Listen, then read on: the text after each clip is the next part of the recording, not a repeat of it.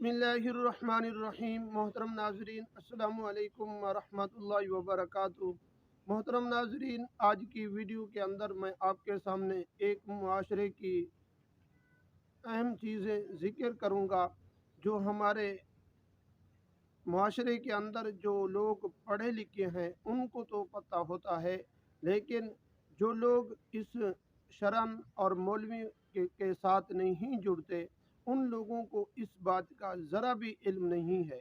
आज ये वीडियो उन हजरात के लिए जो बाहर रहते हैं लेकिन मुआशरे के अंदर उलमाए किराम और शरीयत के साथ नहीं जुड़ते, ये वीडियो उन हजरात के लिए तवज्जो से आप सुने और वीडियो को आखिर तक सुने। आपको जो मसले मैं बयान करने वाला हूँ आपको वो इंशाअल्लाह समझ में आ जाएंगे।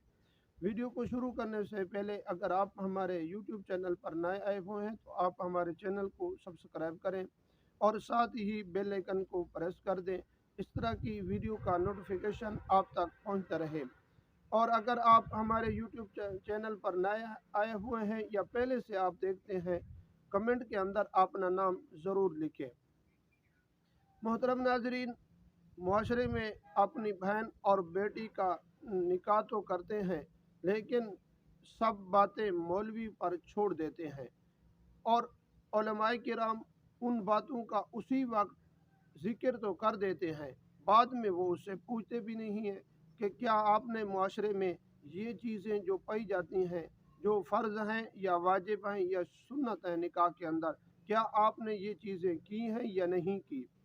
मोहतरम नाजरीन, सबसे पहली बात जो निकाह के अंदर फ़र्ज़ है वो दो फ़र्ज़ हैं और निकाह में, और एक निकाह के अंदर वाजिब है और निकाह के अंदर तीन चीज़ें सुन्नत हैं जो हुजूर सल्लल्लाहु अलैहि वसल्लम ने हमेशा जब भी निकाह पढ़ाते इन तीन चीज़ों का जो सुन्नत हैं इनका ख्याल ज़रूर रखते। मोहतरम नाजरीन, सबसे पहले बात जो फ़र्ज़ है वो ये है कि अगर आपकी बेटी का या बहन का निकाह हो रहा है तो आप उस वक्त इजाब व कबूल ये फ़र्ज़ है, और कम अज़ कम दो गवाह होना ये भी फ़र्ज़ है। ज़्यादा अगर जितने भी हो सके लेकिन दो गवाह मुसलमान हों ये कम अज़ कम है, इससे अगर एक गवाह होगा तो निकाह नहीं होगा।